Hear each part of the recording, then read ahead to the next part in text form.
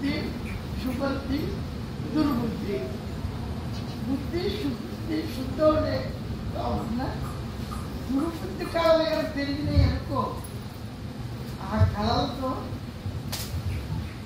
ఒక విధమైనటువంటి దుష్టుడిగా మారవచ్చు. దుర్యోధనుడు మాదిరిగా దుర్యోధనుడు హస్తినాపురంలో దాతరాష్ట్రం ఉంటాడు. ప్రయోజనం గుణం తక్కువ. పనుల ఆస్తి ఆక్రమించుకునేవాడు. పాండవుల ఆస్తిని ఆక్రమించుకుని అడిగి పంపించేశాడు ఆయన. అటువంటి వాళ్ళు బుద్ధి బాగా వినాలి. వికార కళలతో పరస్త్రీల ఎంబడి తిరిగి పరుల ఆస్తి తెచ్చుకొని మరి ఇళ్లలో పెట్టుకొని దానా ధర్మాలు చేస్తున్నామని పేరుపడిన మహాత్ముల్ని కూడా బలిచక్రవర్తి నిత్యం దానం చేసేవాడున్నారు, దానం చేసేవాడున్నారు. అటువంటి దాతపరుని ఎందుకు తొక్కువేశాడు, పాతాళానికి ఎందుకు పంపించాడు అని తెలుసుకున్నప్పుడు ఆయనకి నేను చేస్తున్నాను అన్నాడు. కాబట్టి శరీరంలో ఉండబడినటువంటి ఈ కన్నులు, ఈ చెవులు, ఈ ముక్కులు ఇవన్నీ ఎవరయ్యి ఒక్కొక్కటి తీసి కన్ను అక్కడ పెట్టి ఎవరు కన్ను అంటే నాది నాది, చెవు నాది, ముక్కు నాది, కన్ను నాది, కాదు నాది నాది అంటున్నాడే కానీ నాది కానీ దేవుంది అనుకుంటున్నాడే కానీ దేవమే నేను అనుకుంటున్నాడు. దేవం నేను అనుకున్నవాడు ఎప్పటికీ దివ్యత్వాన్ని పొందలేడు. కాబట్టి దేహానికి తల్లులు 5 ఒకరు కాదు, ఒకరు అనుకుంటున్నారు తల్లులు కాదు, 5 తల్లులు. ఎవరు వాళ్ళు? వేదమాత, గోమాత, మాతృగంధ మాత, అమ్మమ్మ. అమ్మని కాదు అమ్మ, మనకి అమ్మమ్మ అంటున్నాం. మనకి అమ్మకు అమ్మాయి అమ్మమ్మ. అది దేశం, రాజు భార్య, దేశానికి రాజుగా ఉండబడినటువంటి చక్రవర్తి. ఆ చక్రవర్తి భార్య ఆ ఒక్క జనక చక్రవర్తి భార్య సీతమ్మకు భూమిలో నుంచి వచ్చిన తల్లి ఆవిడ జగన్మాత. వారి ముగ్గురిని కూడా చాకి, వాడి బిడ్డలను చాకి, సీతను చాకి రాముని అల్లుడిని చేస్తున్నారు. అయితే సీత జ్ఞానంతో కూడింది. కాబట్టి జ్ఞానం ఎప్పుడు కలిగిందో దైవమైన రాముడు ఇచ్చాడు. జ్ఞానం కాబట్టి వాళ్ళు అంతమంది తల్లులు అంటే మనకి ఒకరా కాదు, దేశమాత దేశాన్ని ఉద్ధరించడానికి, దేశంలో ఉండే విషయాలు బోధ చేయడానికి అదే గురువులుగా. ఇప్పుడు అమ్మగారు చెప్పినట్టు ఇంకా కొంత అమ్మగారు చెప్తుంటారు. ఆర్థికంగా ఉండబడిన వాళ్ళు తల్లి అనుకోవచ్చు, గురుదేవుడు అనుకోవచ్చు. కాబట్టి గురువే సర్వలోకానం. సమస్త లోకాలకి మొట్టమొదటి మొదలైన వాడి గురువు. కాబట్టి గురువే సమస్త విషయాలలో, భోగాలలో ప్రారంభాన్ని రైతం చేయడం, ప్రారంభ భోగం తత్వజ్ఞానే సంచితం ఆగాని దివిదే ప్రవక్త సర్వేష్ ప్రియపడింది. స్త్రీవాదిలో అన్నారు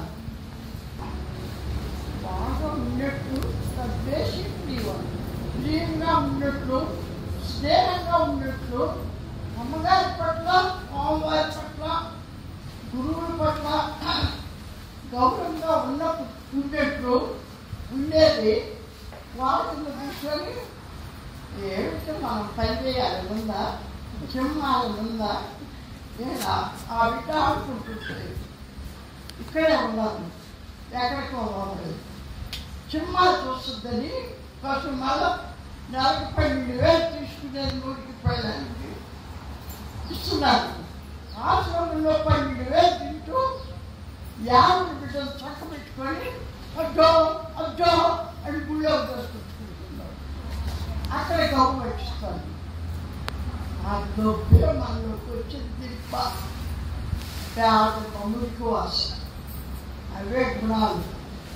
ఆ గుణాలే తమో గుణానికి మారి సప్తగుణాన్ని మింగి అధమాధములు చేసి అహంకారులు చేసి నిరవికృష్ణుడు నిరవిలాక్షుడిగా ప్రవర్తిస్తారు.